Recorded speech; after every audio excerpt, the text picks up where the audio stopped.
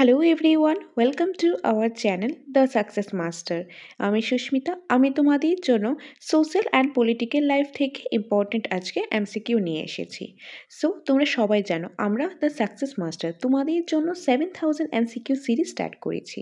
তো সেই 7000 এমসিকিউ সিরিজের মধ্যে আমরা CDP, English, Bengali, history, geography, polity, assistive pedagogy প্রতিটা টপিক থেকেই প্রতিটা সাবজেক্ট থেকেই কিন্তু আমরা ক্লাস নিয়ে আসার চেষ্টা করছি, যেখানে আমরা ইম্পর্ট্যান্ট এমসিকিউস ডিসকাস করছি উইথ কনসেপ্ট। তো আশা করি তোমাদের এগুলো কাজে আসে, তোমাদের এগুলো ভালো লাগছে। তো আজকে হলো সোশ্যাল অ্যান্ড পলিটিক্যাল লাইফ থেকে প্র্যাকটিস সেট 2। তার আগে সোশ্যাল অ্যান্ড পলিটিক্যাল লাইফ থেকে প্র্যাকটিস সেট 1 আমরা করিয়েছি। যদি তোমরা না দেখে থাকো তাহলে তোমরা 7000 এমসিকিউ সিরিজের যে প্লেলিস্ট রয়েছে সেখানে তোমরা পেয়ে যাবে, সেখানে তোমরা দেখে নিতে পারো। আর ক্লাসটা শুরু করার আগে তোমাদের বলে দিই, তোমাদের কিন্তু এই এমসিকিউগুলো আমরা করাচ্ছি জাস্ট ফর প্র্যাকটিস। আর এগুলো করার আগে আমাদেরকে কিন্তু আগে কনসেপ্ট জানতে লাগবে। তো এই কনসেপ্টটা জানতে গেলে তোমাদের কিন্তু ডিপতে একদম ডিসকাস করে ভালোভাবে জিনিসটা পড়তে লাগবে। আর সেটার জন্য আমরা দ্য সাকসেস মাস্টার তোমাদের জন্য চাণক্য ব্যাচও নিয়ে এসেছি, যেখানে সবগুলি সাবজেক্টেরই সবগুলি টপিকেরই কনসেপ্ট একদম ডিপলি ডিসকাস করা ক্লাসেস প্রোভাইড করা হয়েছে। সেই ক্লাসের পিডিএফ নোটসটা প্রোভাইড করা হয়েছে এবং সেখানে কনসেপ্ট তো আছেই, কনসেপ্টের পাশাপাশি ওয়ান লাইনার কোশ্চেন আনসার, এই 7000 এমসিকিউ সিরিজের যে পিডিএফ ফরম্যাট রয়েছে, পাশাপাশি মক টেস্ট রয়েছে, এই সম্পূর্ণটা আমরা চাণক্য ব্যাচে ইনক্লুড করে দিয়েছি। তোমরা যারা চাণক্য ব্যাচ নিতে চাও, তোমরা দ্য সাকসেস মাস্টার অ্যাপটা ডাউনলোড করে নেবে, সেখান থেকে তোমরা চাণক্য ব্যাচটা নিতে পারো। তাহলে তোমাদের কিন্তু একটা ফুল প্যাকেজ হয়ে যাবে। আর আমরা বারবার তোমাদের বলে থাকি, শুধুমাত্র এমসিকিউস পড়লে কিন্তু হবে না, কনসেপ্টটা পড়তে লাগবে। তার জন্যই কিন্তু তোমাদেরকে চাণক্য ব্যাচে আমরা সবগুলোই আমরা ইনক্লুড করে দিয়েছি। কনসেপ্ট ক্লাস, সেই ক্লাসের পিডিএফ নোটস, কনসেপ্টের পাশাপাশি one liner question, MCQ series, mock test সম্পূর্ণটাই আমরা ইনক্লুড করে দিয়েছি। তো যারা নিতে চাও তোমরা অ্যাপ থেকে নিতে পারো, বা কোনো কনফিউশন থাকলে তোমরা এই নম্বরে যোগাযোগ করতে পারো। আর তাছাড়া তোমাদের যদি অনলাইন মক টেস্টের প্রয়োজন হয় কিংবা অফলাইন মক টেস্টের প্রয়োজন হয়, নোটসের প্রয়োজন হয়, টেট রিলেটেড তোমাদের যেটারই প্রয়োজন, সেটার জন্য তোমরা আমাদের সাথে যোগাযোগ করতে পারো স্ক্রিনে দেওয়া নম্বরে। আর ফ্রি মক টেস্ট দিতে চাইলেও সেটাও অ্যাভেলেবেল রয়েছে, সেটার জন্য তোমরা আমাদের সাথে যোগাযোগ করতে পারো। ওকে, তো বাকি ডিটেলস পরে বলে দিচ্ছি, আগে ক্লাসটা সেরে নিই। তো আজকে ক্লাসের ফার্স্ট কোশ্চেনটাই হলো, কে গণপরিষদের উদ্দেশ্য সম্পর্কিত প্রস্তাব উত্থাপন করেছেন? যে কে গণপরিষদের যে উদ্দেশ্য সম্পর্কিত প্রস্তাবটা রয়েছে সেটা কে উত্থাপন করেছেন? জওহরলাল নেহেরু, বি আর আম্বেদকর, গান্ধীজি, এদের কেউ নয়। সো কারেক্ট আনসারটা কি হবে? জওহরলাল নেহেরু। জওহরলাল নেহেরু। জওহরলাল নেহেরু গণপরিষদে উদ্দেশ্য সম্পর্কিত প্রস্তাব উত্থাপন করেছেন। Very very important question. Okay, so Jawaharlal Nehru কি করেছেন? গণপরিষদের যে উদ্দেশ্য সম্পর্কিত যে প্রস্তাবটা রয়েছে সেই প্রস্তাবটা উত্থাপন করেছেন। নেক্সট, জওহরলাল নেহেরু কবে গণপরিষদের উদ্দেশ্য সম্পর্কিত প্রস্তাব উত্থাপন করেছেন? যে জওহরলাল নেহেরু গণপরিষদের যে উদ্দেশ্য সম্পর্কিত প্রস্তাবটা রয়েছে সেটা তো উত্থাপন করেছেন, আমরা প্রিভিয়াস কোশ্চেনে দেখেছি। সেটা যে উত্থাপন করেছেন, কবে করেছেন? সেটা করেছেন 13 ডিসেম্বর 1946, অর্থাৎ অপশান নাম্বার বি। 1946-এ 13 December. So option number B হবে এটা কারেক্ট আনসার। 53, গণপরিষদের দ্বারা কবে উদ্দেশ্য সংক্রান্ত প্রস্তাবনা হিসাবে গৃহীত হয়েছে? যে গণপরিষদের দ্বারা কবে উদ্দেশ্য সংক্রান্ত যে প্রস্তাবটা রয়েছে সেটা প্রস্তাবনা হিসেবে অর্থাৎ প্রিয়াম্বল হিসাবে গৃহীত হয়েছে। সো কারেক্ট আনসারটা কি হবে? কারেক্ট আনসারটা হবে 1947 খ্রিস্টাব্দের 22শে জানুয়ারি। Option number C. 1947 খ্রিস্টাব্দের 22শে জানুয়ারি গণপরিষদের দ্বারা যে উদ্দেশ্য সংক্রান্ত প্রস্তাবটা রয়েছে সেটা প্রস্তাবনা হিসেবে অর্থাৎ প্রিয়াম্বল হিসাবে গৃহীত হয়েছে। So option number C is the correct answer. 42তম সংশোধন আইনের দ্বারা কি কি নতুন শব্দ প্রস্তাবনায় যুক্ত করা হয়? সমাজতন্ত্র ও সাম্য, সমাজতন্ত্র, ধর্মনিরপেক্ষতা এবং সংহতি, স্বাধীনতা ও গণতন্ত্র, গণতন্ত্র ও সাম্য। সো কারেক্ট আনসার হবে সমাজতন্ত্র, ধর্মনিরপেক্ষতা ও সংহতি। 42তম সংশোধন আইনের দ্বারা যে সমাজতন্ত্র, ধর্মনিরপেক্ষতা, সংহতি, এই যে নতুন শব্দগুলো রয়েছে এই শব্দগুলো প্রস্তাবনা অর্থাৎ প্রিয়াম্বলে যুক্ত করা হয়েছে। মানে প্রথমে যখন প্রিয়াম্বলটা প্রণয়ন করা হয়েছিল তখন কিন্তু এই সমাজতন্ত্র, ধর্মনিরপেক্ষতা, সংহতি এগুলি ছিল না। কিন্তু পরবর্তী সময়ে যখন যে আইনটা কি করেছে, সংবিধানটা সংশোধন করেছে, কততম 42তম সংবিধান সংশোধনের মাধ্যমে তখন এই তিনটা শব্দ যুক্ত করা হয়েছে, নতুন তিনটা শব্দ। আর সেই তিনটা শব্দ হলো সমাজতন্ত্র, ধর্মনিরপেক্ষতা এবং সংহতি। সো অপশন নাম্বার বি হবে এটা কারেক্ট আনসার। 55-এ রয়েছে প্রস্তাবনা হলো আমাদের সার্বভৌম গণতান্ত্রিক প্রজাতন্ত্রের জাত। যে প্রিয়াম্বল বা প্রস্তাবনা সেটা কি? এটা হলো আমাদের যে সার্বভৌম গণতান্ত্রিক রয়েছে সেই প্রজাতন্ত্রের জাত। আর এই যে কথাটা এটা কে বলেছেন? KM Munshi, Nehru, Gandhiji, SC Bose. কে বলেছেন? এটা বলেছেন KM Munshi. KM Munshi, option নম্বরে KM মুন্সি বলেছেন প্রস্তাবনা হলো আমাদের সার্বভৌম গণতান্ত্রিক প্রজাতন্ত্রের জাত। 56 নম্বর, ভারতের সংবিধান যে দেশের সংবিধান থেকে রাষ্ট্র পরিচালনার নির্দেশমূলক নীতির ধারণা গ্রহণ করেছে তা হলো, যে ভারতের যে সংবিধান ইন্ডিয়ান কনস্টিটিউশন রয়েছে এটা কোন দেশ থেকে ইন্সপায়ার হয়ে তাদের রাষ্ট্র পরিচালনা করার জন্য যে কিছু নির্দেশমূলক নীতি রয়েছে অর্থাৎ DPSP রয়েছে সেটা গ্রহণ করা হয়েছে। সো কোন দেশ থেকে? সেটা হবে আয়ারল্যান্ডের যে সংবিধানটা রয়েছে সেই আয়ারল্যান্ডের সংবিধান থেকে আমাদের ভারতীয় সংবিধান যে আমাদের ভারতবর্ষে ইন্সপায়ার হয়ে ভারতীয় সংবিধানটা সেই দেশ থেকে নেওয়া হয়েছে, যে রাষ্ট্র পরিচালনার যে নির্দেশমূলক নীতি অর্থাৎ DPSP যে রয়েছে সেগুলো গ্রহণ করা হয়েছে। তো আয়ারল্যান্ড থেকে এই সংবিধানটা গ্রহণ করা হয়েছে। সো অপশন নাম্বার এ হবে এটা কারেক্ট আনসার। 57 নম্বরে রয়েছে রাষ্ট্রপতি নির্বাচন কোটার পরিমাণ 500 ভোট হলে বৈধ ভোটের সংখ্যা কত হবে? যে রাষ্ট্রপতি নির্বাচনে যে কোটার পরিমাণ যদি 500 হয় তাহলে বৈধ ভোটের সংখ্যাটা কত হবে?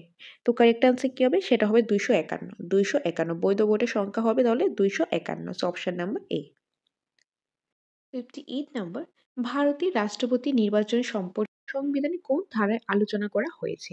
যে ভারতের যে রাষ্ট্রপতি রয়েছে, ভারতের রাষ্ট্রপতিকে যে নির্বাচন করা হয়, যে কিভাবে করা হয়, কত বছরের জন্য করা হয়, বা যাবতীয় যে আশয় বিষয় রয়েছে রাষ্ট্রপতি নির্বাচন সম্পর্কে, সেই সম্পর্কে কিন্তু যে ভারতীয় সংবিধানের মধ্যে লেখা রয়েছে।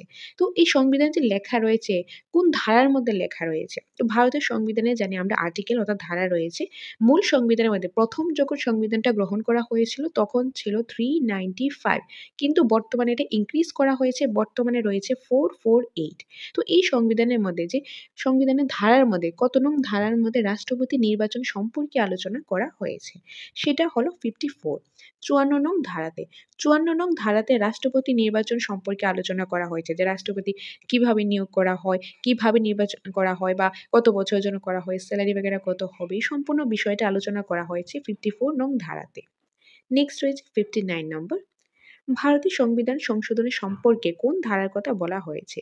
আমাদের যে ভারতের সংবিধানটা সেটা কিন্তু সময়ে সময়ে কোনো না কোনো আর্টিকেল সংশোধন হচ্ছে, যে যখন যেটা নিড হচ্ছে সেই অ্যাকর্ডিং কিন্তু সংশোধন হচ্ছে।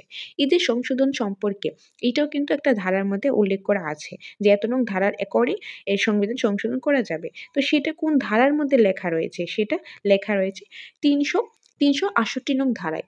অপশন নাম্বার ডি, 368 নং ধারায় সংবিধান সংশোধনের সম্পর্কে লেখা রয়েছে। 60 নম্বর, ভারতের সংবিধানে কয় ধরনের প্রস্তাব অর্থাৎ মোশন আছে? 3 ধরনের, 4 ধরনের, 5 ধরনের, 6 ধরনের। তো সেটা হবে 3 ধরনের। ভারতের সংবিধানে 3 ধরনের প্রস্তাব আছে। ওকে, সো অপশন নাম্বার এ হবে এটা কারেক্ট আনসার। যারা তোমরা কনসেপ্ট ক্লাস দেখেছো তোমরা কিন্তু ইজিলি এগুলো আনসার করতে পারবে। কোনো ডাউট থাকলে তোমরা কমেন্টের মাধ্যমে জানাবে। তোমাদের ডাউটগুলো আমি নেক্সট ক্লাসে ক্লিয়ার করে দেওয়ার চেষ্টা করব। ওকে, আর ক্লাসটা ভালো লাগছে কিনা সেটাও তোমরা কমেন্টের মাধ্যমে অবশ্যই জানাবে। নেক্সট, ভারতের অবশিষ্ট ক্ষমতা কার হাতে ন্যস্ত? ভারতের যে অবশিষ্ট যে ক্ষমতা রয়েছে সেটা কার হাতেই ন্যস্ত? সো কারেক্ট আনসার হবে কেন্দ্রীয় সরকার। ভারতে যে অবশিষ্ট যে বাকি যে ক্ষমতাগুলো রয়েছে সেগুলি কেন্দ্রীয় সরকারের হাতে ন্যস্ত। অপশন নাম্বার এ। 62 এ রয়েছে নিচে কোন শব্দটি 1976 খ্রিস্টাব্দে প্রস্তাবনার সঙ্গে যুক্ত করা হয়? যে এখান থেকে কোন শব্দটি যে 1976 খ্রিস্টাব্দে প্রস্তাবনা অর্থাৎ প্রিয়াম্বলের সাথে যুক্ত করা হয়? সমাজতন্ত্র, ধর্মনিরপেক্ষ, সংহতি, এদের সবগুলি। সো কারেক্ট আনসার হবে এগুলি সবগুলি। একটু আগেই আমরা দেখেছিলাম যে মূল প্রস্তাবনার মধ্যে কিন্তু এই শব্দগুলো ছিল না, কিন্তু পরবর্তী সময়ে 42তম সংবিধান সংশোধনের মাধ্যমে প্রস্তাবনার মধ্যে 3টা নতুন শব্দ যুক্ত করা হয়েছে। সেই 3টে শব্দ হলো সমাজতন্ত্র, ধর্মনিরপেক্ষ এবং সংহতি। এই 3টা নতুন শব্দ যুক্ত করা হয়েছে প্রস্তাবনায়। আর সেটা কবে করা হয়েছে? 1976 খ্রিস্টাব্দে করা হয়েছে। যদি বলা হয় কততম সংবিধান সংশোধনের মাধ্যমে? 42তম সংবিধান সংশোধনের মাধ্যমে। 63, ভারতের সংবিধানে কোন অংশে মৌলিক কর্তব্য সম্পর্কে আলোচনা করা হয়েছে? আমাদের ভারতের সংবিধান যখন মূল সংবিধানটা লেখা হয়েছিল তখন কিন্তু মৌলিক কর্তব্য সম্পর্কে আলোচনা করা হয়নি, মৌলিক কর্তব্য ছিল না। কিন্তু পরবর্তী সময়ে সংবিধান সংশোধনের মাধ্যমে মৌলিক কর্তব্য অ্যাড করা হয়েছে। আর সেটা কোন অংশের মাধ্যমে? চতুর্থ এ অংশের মাধ্যমে। চতুর্থ এ, যেহেতু সংবিধান সংশোধনের মাধ্যমে তার জন্য কিন্তু চতুর্থ এ যে অংশ রয়েছে, পার্ট রয়েছে, তো পার্ট 4 এ অ্যাকর্ডিং মৌলিক কর্তব্য অ্যাড করা হয়েছে আমাদের ভারতীয় সংবিধানের মধ্যে। আর এখন বর্তমানে মৌলিক কর্তব্য রয়েছে 11টা। ওকে, সো কী কী রয়েছে সেটা কিন্তু তোমরা কনসেপ্ট ক্লাসগুলি দেখলে ভালোভাবে জিনিসটা বুঝতে পারবে। তার জন্য তোমাদের বারবার বলা যে তোমরা যে এমসিকিউগুলো করার আগে তোমরা আগে কনসেপ্ট ক্লাসটা দেখো। কনসেপ্ট ক্লাসটা দেখলে তোমাদের একটা কোশ্চেনও মিস যাওয়ার কিন্তু কথা না। তো তার জন্য বলি কনসেপ্টটা আগে ক্লিয়ার করো, তারপর বাকি এমসিকিউসগুলো প্র্যাকটিস করো। এনিওয়ে, নেক্সট রয়েছে 64 নম্বর। সংবিধানে কোন ধারা অনুযায়ী ভারতের সুপ্রিম কোর্ট নাগরিকদের মৌলিক অধিকার রক্ষার জন্য লেখ জারি করতে পারে? যে সংবিধানে যে ধারাগুলি রয়েছে, কোন ধারার অ্যাকর্ডিং ভারতের যে সুপ্রিম কোর্ট রয়েছে, ভারতের সুপ্রিম কোর্ট নাগরিকের মৌলিক অধিকার, নাগরিকের কতগুলি মৌলিক অধিকার রয়েছে, কি কি রয়েছে সেটা আমরা ক্লাসের মধ্যে দেখেছি। তো সেই মৌলিক অধিকারগুলি রক্ষা করার জন্য, যে মৌলিক অধিকার যাতে কেউ যাতে মৌলিক অধিকার থাকে, মৌলিক অধিকার সবার প্রাপ্য, কেউ যাতে সেটা থেকে বঞ্চিত না হয়, তো সেই জন্য সেটা রক্ষা করার জন্য কিছু লেখ জারি করতে পারে। সেই কিছু লেখ জারি করতে পারে, যেরকম 5টা লেখ রয়েছে, অর্থাৎ রিটস রয়েছে, রিটস জারি করতে পারে। আর সেটা যে জারি করতে পারে একটা ধারার অনুযায়ী, তো কোন ধারার অ্যাকর্ডিং সেটা কি হবে? সেটা হবে 32 নং ধারার অ্যাকর্ডিং। ওকে, তো এই জিনিসটা ভালোভাবে মনে রাখবে। সংবিধানে যে ধারাগুলি রয়েছে, ঠিক আছে, সেখান থেকে 32 নং ধারার অ্যাকর্ডিং ভারতের সুপ্রিম কোর্টে, এটা ভালোভাবে মনে রাখবে, সুপ্রিম কোর্টে, ভারতের সুপ্রিম কোর্টে নাগরিকদের যে মৌলিক অধিকার রয়েছে সেই মৌলিক অধিকারগুলি রক্ষা করার জন্য কিছু লেখ জারি করতে পারে। লেখ রয়েছে কয়টা? 5টা রয়েছে। আর তো কত নং ধারার অ্যাকর্ডিং? 32 নং ধারার অ্যাকর্ডিং। কিন্তু সেম কোশ্চেনটা যদি একটু ঘুরিয়ে দেয়, মানে সুপ্রিম কোর্ট না দিয়ে যদি হাইকোর্ট দেয়, তখন কিন্তু ধারাটা চেঞ্জ হয়ে যাবে, তখন হয়ে যাবে 226 নং। সুপ্রিম কোর্ট হলে 32 আর হাইকোর্ট হলে 226। আর লেখ রয়েছে 5টা। কী কী রয়েছে সেটা লেখর যে ক্লাস রয়েছে সেখানে জিনিসটা তোমরা ভালোভাবে দেখেছো, তো ওইটা দেখলে ভালোভাবে বুঝতে পারবে। আর যদি তোমাদের জানা থাকে তোমরা কমেন্টের মাধ্যমে জানিয়ে দেবে। এনিওয়ে, তো এটা হলো কি 32 নং ধারার অ্যাকর্ডিং।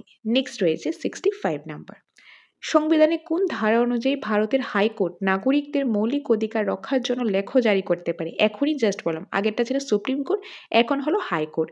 যদি নাগরিকদের কোনো মৌলিক অধিকার সে না পায়, সেই মৌলিক অধিকার রক্ষা করার জন্য কিছু লেখ রয়েছে, লেখ 5টা রয়েছে আমরা জানি, লেখ রয়েছে। তো ওই সেই যে কী করতে পারে, সে ধারার অ্যাকর্ডিং ভারতের হাইকোর্টের মধ্যে কিছু লেখ জারি করতে পারে। হাইকোর্টের মধ্যে হলে 226 নং। ওকে, সো অপশন নাম্বার ডি। আর সুপ্রিম কোর্ট হলে 32 নং, হাইকোর্ট হলে 226 নং। 66। বর্তমান ভারতে কয়টি মহাধর্মীকরণ আছে? 6টি, 22টি, 24টি, 25টি। সো কারেক্ট আনসারটা কী হবে? কারেক্ট আনসার 24টি। বর্তমানে 24টি মহাধর্মীকরণ আছে। 67। ভারতের মূল সংবিধানে কয়টি তফসিল ছিল? এই যে তফসিল, শিডিউল, মূল সংবিধানের মধ্যে তফসিল ছিল 8টা। কয়টা ছিল? 8টা। মানে মূল সংবিধান একদম প্রথম মেইন যখন সংবিধানটা যেটা করা হয়েছিল তখন ছিল 8টা, কিন্তু বর্তমানে কিন্তু এটা ইনক্রিজ হয়েছে, বর্তমানে রয়েছে এটা 12টা তফসিল আছে। কি কি আছে সেই 12টা কি কি সেগুলো ক্লাসের মধ্যে ডিসকাস করা হয়েছে। তো এখানে হবে এই কোশ্চেনের কারেক্ট আনসার হবে অপশন নাম্বার এ, মূল সংবিধান 8টি। কেশবানন্দ ভারতী মামলায় 1973 খ্রিস্টাব্দে নিচের কোনটি স্থির হয়? এই যে কেশবানন্দ যে ভারতী মামলাটা হয়েছিল, এখান থেকে কোনটার মধ্যে স্থির হয়? সংবিধানের মূল কাঠামো, রাষ্ট্রপতির ক্ষমতা, রাজ্যসভার ক্ষমতা, এগুলির কোনোটিই নয়। সো কারেক্ট আনসারটা কি হবে? কারেক্ট আনসারটা হবে সংবিধানের মূল কাঠামো। কি স্থির হয়? সংবিধানের মূল কাঠামো। সো অপশন নাম্বার এ। 69 নম্বরে রয়েছে, ভারতীয় সংবিধানের কোন ধারায় নাগরিকদের মৌলিক কর্তব্য সম্পর্কে আলোচনা করা হয়েছে?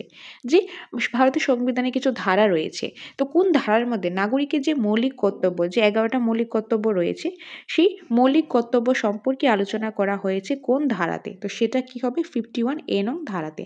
51A নং ধারাতে, অপশন নাম্বার ডি। 70। ভারতীয় সংবিধানে কোন ধারায় অর্থ কমিশন সম্পর্কে আলোচনা করা হয়েছে? ভারতীয় সংবিধানের মধ্যে কোন ধারার মধ্যে যে অর্থ কমিশন এই সম্পর্কে আলোচনা করা হয়েছে? 14, 21, 32 নাকি 280 নং ধারায়? সেটা হবে 280 নং ধারায়। অপশন নাম্বার ডি, 280 নং ধারায়। 71। ভারতের সংবিধান অনুযায়ী ভারতে কয় ধরনের তহবিল আছে? যে ভারতের সংবিধান অনুযায়ী কয় ধরনের তহবিল আছে? 3 ধরনের, 4 ধরনের, 5 ধরনের, 6 ধরনের। কারেক্ট আনসার 3 ধরনের। 72 গণপরিষদের স্থায়ী সভাপতি কে ছিলেন? গণপরিষদের স্থায়ী সভাপতি কে ছিলেন? সো কারেক্ট আনসার হবে ডক্টর রাজেন্দ্র প্রসাদ। গণপরিষদের স্থায়ী সভাপতি ছিলেন ডক্টর রাজেন্দ্র প্রসাদ। 73 অর্থ বিল কে লোকসভায় উত্থাপন করেন? যে অর্থ বিল লোকসভায় উত্থাপন করা হয় আর সেটা কে করেন? সো কারেক্ট আনসার কি হবে? সরকারি সদস্য।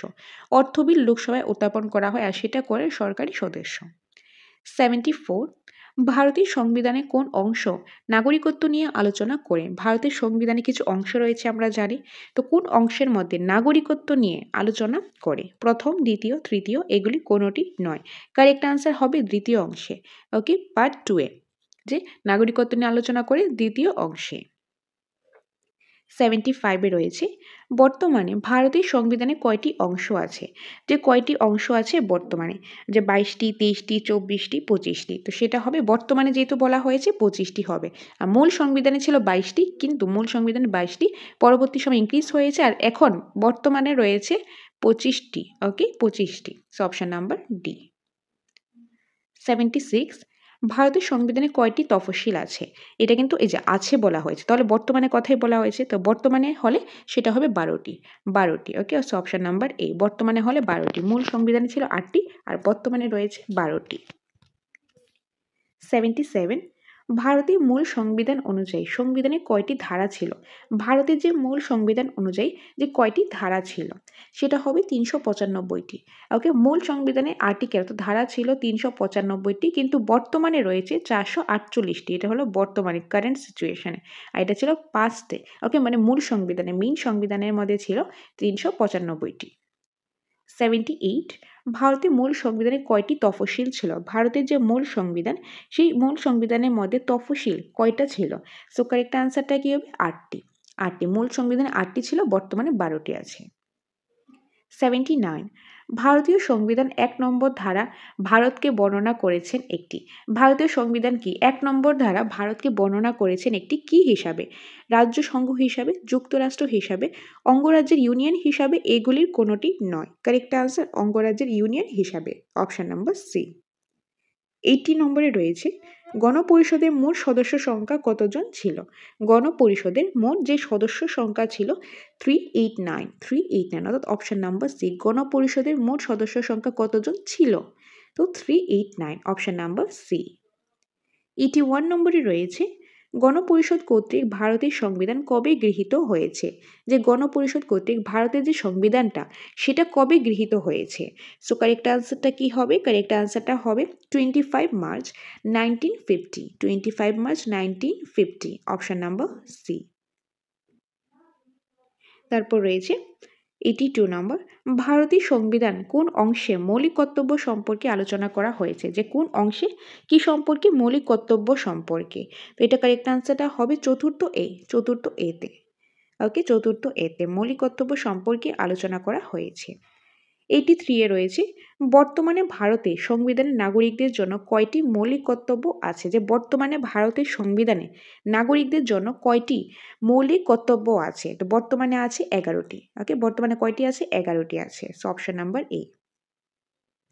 84 ভারতের সংবিধানে নাগরিকদের জন্য মৌলিক কর্তব্যগুলি যে কবে সংযুক্ত করা হয়? যে মৌলিক কর্তব্য কিন্তু আগে ছিল না, এটি পরবর্তী সময় সংযুক্ত করা হয়েছে, আর সেটা কবে করা হয়েছে? সেটা 1976 খ্রিস্টাব্দে।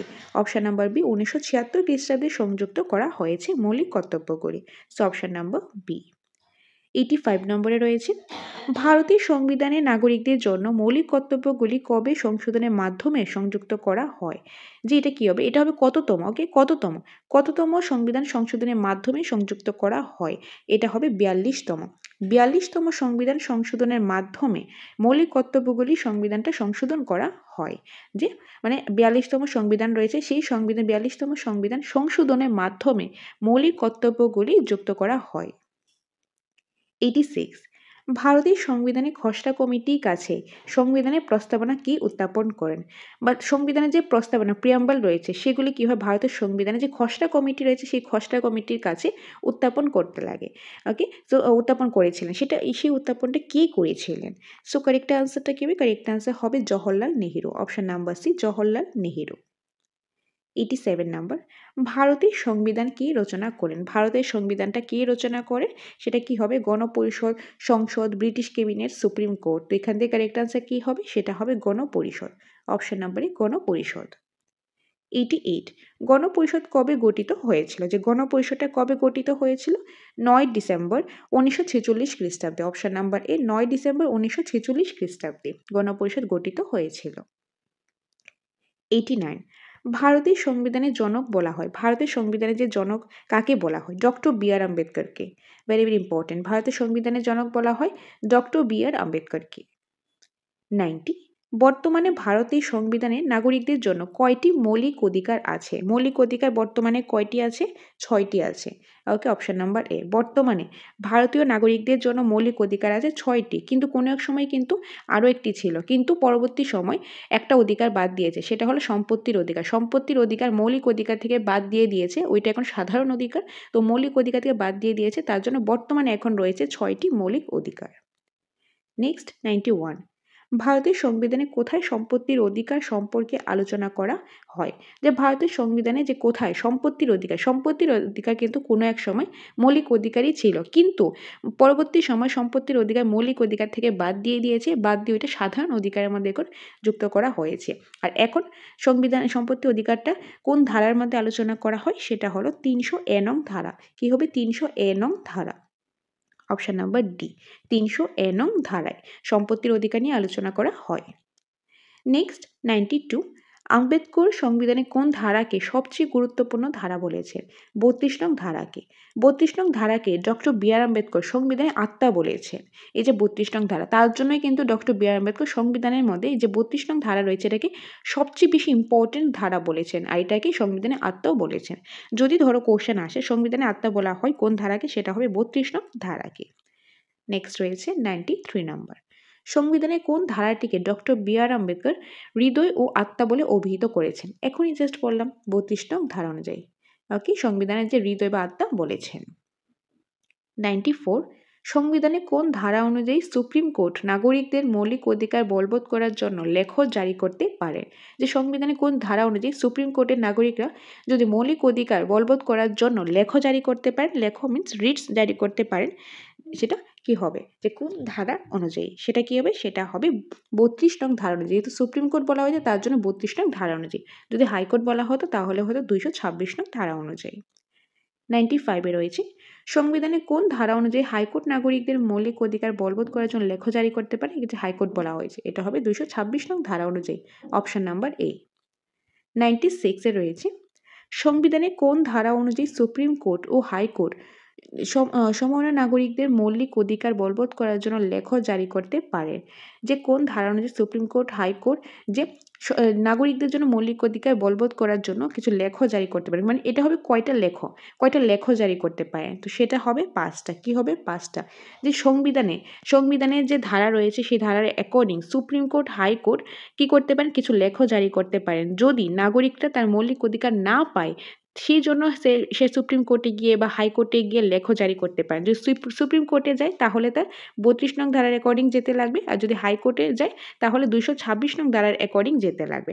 এখন তারা যে সুপ্রিম কোর্টে যাক আর সে হাইকোর্টেই যাক, সে কিন্তু কি করতে পারবে? কিছু লেখ জারি করতে পারবেন। আর সে কয়টা লেখ জারি করতে পারবেন? 5টা লেখ জারি করতে পারবেন। সো অপশন নাম্বার এ। 97 নম্বর, সংবিধানের কোন অংশটিকে ম্যাগনা কার্টা বলা হয়? যে সংবিধানের একটা অংশকে কি বলা হয়? ম্যাগনা কার্টা বলা হয়। সেটা কোন অংশ? সেটা হলো তৃতীয় অংশ। তৃতীয় অংশকে কি বলা হয়? ম্যাগনা কার্টা বলা হয়। So option number C is the correct answer. 98 নম্বরে রয়েছে, বন্দি পৃথকীকরণ শব্দের অর্থ কী, যে বন্দি পৃথকীকরণ যে শব্দের অর্থটা সেটা কি, সেটা হলো বন্দিকে সশরীরে আদালতে হাজির করা। মানে বন্দি পৃথকীকরণের অর্থ হলো যেই বন্দি যাকে যে ধরো গ্রেফতার করা হলো তাকে কি করতে লাগবে, আদালতে নিয়ে যেতে লাগবে, তাকে সশরীরে মানে প্রেজেন্ট, বডি প্রেজেন্ট, তাকে একদম তাকে নিজস্ব এরকম না যে তাকে জেলে বসিয়ে যে তার রেকর্ড মানে তার হয়ে অন্যজনকে নিয়ে গেল, এরকম হবে না। মানে যে যাকে গ্রেফতার করা হয়েছে, যে বন্দি আছে, যে আটক ব্যক্তি আছে, তাকেই নিয়ে যেতে লাগবে, তাকেই আদালতে গিয়ে হাজির করতে লাগবে। ওইটাই হলো বন্দি পৃথকীকরণের যে মিনিংটা। So option number A. 99, VVPAT পুরো নাম কি? ভিভিপিএটি পুরো নাম হলো voter verifiable paper audit trail. So option number A. আজকে ক্লাসের লাস্ট কোশ্চেন 100 নাম্বার। ভিভিপিএটি কোন রাজ্যের উপনির্বাচনে প্রথম ব্যবহার করা হয়? তো প্রথম কোন রাজ্যে ব্যবহার করা হয়? নাগাল্যান্ডে। নাগাল্যান্ডের যে নকশাল নির্বাচনী এলাকায়, নাগাল্যান্ডের নকশাল নির্বাচনী এলাকায় প্রথম ব্যবহার করা হয়। So option number A is the correct answer. Okay, so এই ছিল আজকের ক্লাসের ইম্পর্টেন্ট 50 এমসিকিউস। আশা করি তোমরা বুঝতে পেরেছো, তোমাদের কাছে ক্লাসটা ভালো লেগেছে। কমেন্টের মাধ্যমে অবশ্যই জানাবে ভালো লাগছে কিনা, এবং তোমাদের কোনো সাজেশন থাকলে, তোমাদের কোনো নিড থাকলে যে কোন টপিকের ওপর, কোন সাবজেক্টের ওপর ক্লাস হোক, কমেন্টের মাধ্যমে জানাবে। তোমাদের কমেন্ট অনুসারে আমরা প্রতিনিয়ত ক্লাস নিয়ে আসার চেষ্টা করি। তোমাদের কমেন্ট অনুসারে, তোমাদের নিড অনুসারে আমরা ক্লাস নিয়ে আসার চেষ্টা করব। ওকে, আর আজকে যে ক্লাসগুলি, আজকে যে এমসিকিউসগুলো করলাম, এগুলি কিন্তু তোমরা যদি এই কনসেপ্টটা দেখে থাকো, কনসেপ্টটা বুঝে থাকো, তাহলে কিন্তু ইজিলি সবগুলি আনসার করতে পারবে। কারণ সবগুলি কিন্তু কনসেপ্টের উপর বেস করে কোশ্চেন আনসার তৈরি করা, কারণ কনসেপ্টটা আমাদের মেন। যদি আমাদের কনসেপ্ট ক্লিয়ার থাকে, তাহলে যে কোনো জায়গাতে কোশ্চেন আসুক না কেন, আমরা কিন্তু আনসার করতে পারবো, ভালো একটা স্কোর করতে পারবো। তার জন্য আমাদের কনসেপ্টটা আগে প্রয়োজন। তো তোমরা যারা যারা চাণক্য ব্যাচ নিয়েছো, তোমরা ক্লাস করছো, যারা যারা এখনও নাওনি, তোমরা দ্য সাকসেস মাস্টার অ্যাপের মাধ্যমে সেটা নিতে পারো। আর কোনো কনফিউশন হলে এই নম্বরে তোমরা যোগাযোগ করতে পারো। তাছাড়া তোমাদের হার্ড কপি নোটসের প্রয়োজন হলে টেট 1 হোক কিংবা টেট 2, সেটার জন্য তোমরা আমাদের সাথে যোগাযোগ করতে পারো স্ক্রিনে দেওয়ার নম্বরে। সেখানে সিলেবাসের according chapter wise deeply discuss করা টপিকগুলো রয়েছে। তার পাশাপাশি যে ওয়ান লাইনার কোশ্চেনও আছে, এবং তোমরা যারা যারা নোটস নিয়েছো বা নেবে তাদের জন্য রয়েছে স্পেশাল অনলাইন মক টেস্ট, যেটা প্রতিনিয়ত হয়ে থাকে, রুটিনের অ্যাকর্ডিং মক টেস্ট হয়ে থাকে সবগুলি সাবজেক্ট থেকেই। নোটস নিলে নোটের সাথে free of cost online mock test রয়েছে। আর তাছাড়া আলাদাভাবে যারা তোমরা মক টেস্ট দিতে চাও, অনলাইন হোক কিংবা অফলাইন, যেটি তোমাদের প্রয়োজন সেটা আমাদের কাছে অ্যাভেলেবেল রয়েছে। যে মক টেস্ট একদম 150 মার্কস করে 30টা সেট মক টেস্ট রয়েছে, অনলাইনও আছে, অফলাইনও আছে। তো যার যেটাই প্রয়োজন সেটার জন্য তোমরা আমাদের সাথে যোগাযোগ করতে পারো স্ক্রিনে দেওয়া নম্বরে। ওকে, আর ক্লাস করতে চাইলে ক্লাসও করতে পারো। তো তোমাদের অনলাইন ক্লাসেসের প্রয়োজন, তোমাদের online mock test, offline mock test, তোমাদের নোটসের যেটাই তোমাদের প্রয়োজন, সেটার জন্য তোমরা আমাদের সাথে যোগাযোগ করতে পারো স্ক্রিনে দেওয়া নম্বরে। এটাই তোমাদের সাথে শেয়ার করা ছিল। আর ফ্রি মক টেস্ট দিতে চাইলে সেটা অ্যাভেলেবেল রয়েছে। সেটার জন্য তোমরা এই নম্বরে ডাইরেক্টলি মেসেজ করে দিতে পারো, হোয়াটসঅ্যাপে মেসেজ করে দিতে পারো, তাহলে তোমাদেরকে গ্রুপে অ্যাড করা হবে। সেখানে তোমরা টপিক পেয়ে যাবে, সেই টপিকের অ্যাকর্ডিং প্রতিনিয়ত মক টেস্ট হয়ে থাকে, সেখানে তোমরা ওইটাও পেয়ে যাবে। ওকে, সো যেটাই তোমাদের প্রয়োজন এই নম্বরে কল করে জেনে নিতে পারো। ওকে, সো এটাই শেয়ার করা ছিল। দেখা হবে তোমাদের সাথে পরবর্তী একটা ক্লাসে। Thanks for watching.